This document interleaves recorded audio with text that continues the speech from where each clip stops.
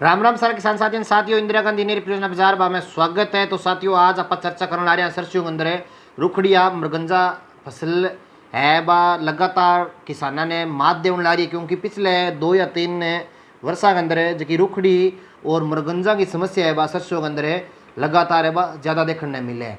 तो बिंगे प्रभाव सरसों के ऊपर जो अपने उत्पादन के ऊपर प्रभाव है वो बहुत ज़्यादा पड़ने ला रही है, क्योंकि जो सरसों 5 क्विंटल प्रति हिसाब बिगे को हिसाब होने लग रही है, नहीं 2.5-3 क्विंटल का हिसाब हो रहने लग जी है। और आ समस्या ज़्यादातर पछेती सरसों के अंदर अपन ज़्यादातर देखने की मिलने लग रही है, क्योंकि रुखड़ी या मृगंजा जो एक खरपतवार है और एक परजीवी है जो सरसों की पैदावार ने अपन कम कर दिया। और रुखड़ी सरसों की फसल के लिए गंभीर खतरों है जो आने वाले वर्षों के लिए बन चुकी है। रुखड़ी जो कि एक सफ़ेद रंगी फसल है, इसमें क्लोरोफिल की मात्रा है जो कि कोनी हुए और इन्हें पशु भी है जगह कोनी खावे।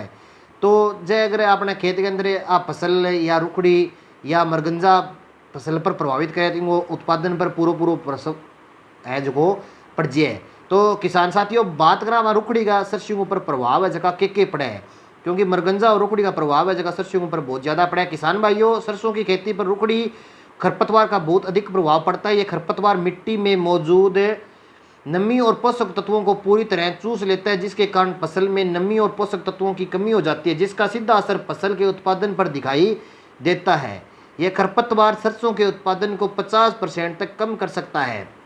रुखड़ी खरपतवार का अधिक प्रकोप दिसंबर या फरवरी महीने के अंदर अपने को देखने को मिलता है, क्योंकि अगर जब इसका प्रकोप अपने को दिखाई देता है जब फसल है जो फलियों के ऊपर होती है, क्योंकि फरवरी के अंदर जो सरसों है वो फली बनाकर तैयार होने की कगार पर होती है। और जब रुखड़ी का प्रकोप हो जाता है तो सरसों की जो मात्रा है ना वो 50% तक खत्म है जो कर देती है।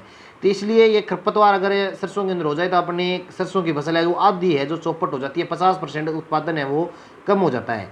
रुखड़ी खरपतवार का प्रकोप दिसंबर और फरवरी महीने के अंदर अपने को देखने को मिलता है। यदि इस समस्या का समाधान नहीं निकाला गया तो सरसों की उपज घटने का खतरा है जो किसान को बहुत ज़्यादा रहता है। पिछले कुछ वर्षों में सरसों की उपज में कमी का सबसे बड़ा कारण रुखड़ी का बढ़ता हुआ प्रभाव है। किसानों के लिए जरूरी हो गया कि इस समस्या का समाधान निकालने ताकि फसलों के उत्पादन की क्षमता को बनाया रखा जा सके। किसान भाई रुखड़ी की समस्या को निपटने के लिए हमने अलग अलग क्षेत्रों में जाकर जो निरीक्षण किया है, क्योंकि ये जो अनूपगढ़ क्षेत्र है, गंगानगर क्षेत्र है, गरसाना क्षेत्र है, बीकानेर क्षेत्र है और जो अलवर है राजस्थान के कुछ हिस्सों के अंदर जो हमारी टीम ने निरीक्षण किया है, हमारे मित्र दोस्तों ने, हमारे किसान साथियों ने 80 से 100 एकड़ की सरसों में खेती करता है। उन्होंने बताया कि रुखड़ी के समाधान के लिए आप 10 मिलीग्राम ग्लाइयोसोफेट जो नाम की एक स्प्रे आती है, आपको एक बार दोबारा नाम नोट कर लो, 10 मिलीग्राम ग्लाइसोफेट को पानी में मिलाकर खेत में छिड़काव कर दें। उन्होंने अपने खेत में रुखड़ी की समस्या को कम करने के लिए इस दवा का प्रयोग है वो किया है, जिसके कारण उनकी फसल में नुकसान नहीं हुआ और यह प्रक्रिया फसल के रंग और उसकी नमी को बनाए रखने में सहायक रही है। उन्होंने यह भी बताया कि छिड़काव करने के बाद फसल में कोई पीलापन है वो नहीं आता है, उसकी बिडवार है जो निरंतर है जो बनी रहती है। किसान ने दवा छिड़कने से 12 घंटे तक पानी में भिगोकर रखा। इस प्रक्रिया के बाद उन्होंने छिड़काव किया जिसमें रुखड़ी की समस्या में कमी आई। किसान ने इसे 100% सफल प्रयोग मानते हुए बताया कि यदि रुखड़ी खेत में उगती है तो इसकी जड़ें नीचे ही सड़ जाती है, जिससे वह सरसों की फसल में प्रतिस्पर्धा नहीं कर पाती।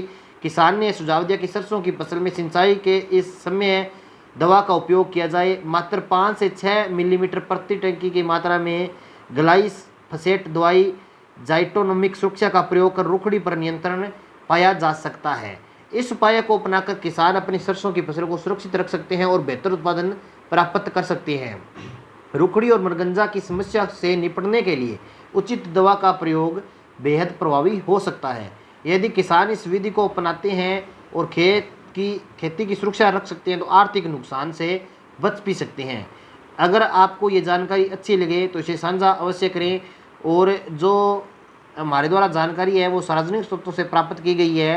अगर आप इसका प्रयोग करते हैं तो अपने नज़दीकी वैज्ञानिक या डॉक्टर की सलाह है जो ज़रूर लें। धन्यवाद साथियों। जय जवान जय किसान।